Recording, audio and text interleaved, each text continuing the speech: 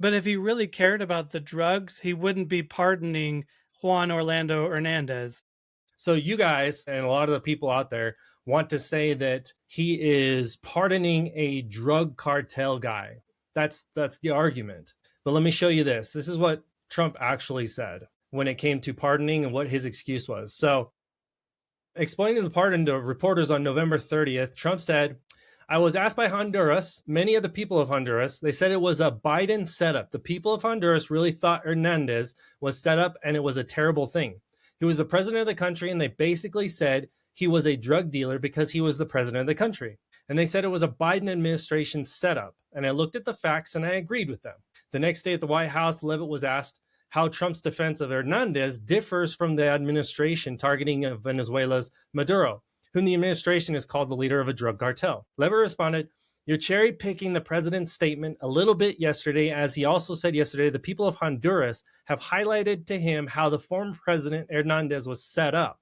This is a clear Biden over prosecution. He was the president of this country. He was in the opposition party. He was a Republican. Okay, he was a conservative.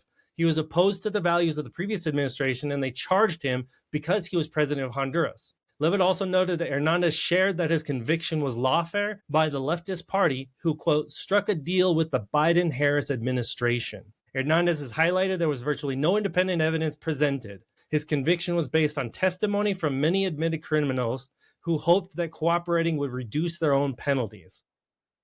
Trump heard the concerns from many people, as he does, and he's, of course, within his constitutional authority to sign clemency for whomever he deems worthy of that. And so the argument against this is that Hernandez was not actually a drug cartel president.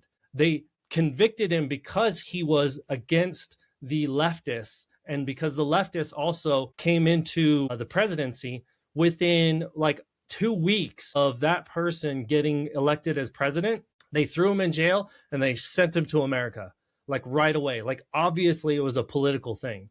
And then the Biden administration right away threw him in and threw him in jail. And so if you look at what Trump said, he's not actually pardoning a drug cartel president. What he's doing is he's pardoning somebody that should not have been in jail. Now, you can argue both ways, one way or the other, but that's how Trump sees it, which is why it's very different from getting Maduro, who everybody on earth knows that he's So it's really bad guy.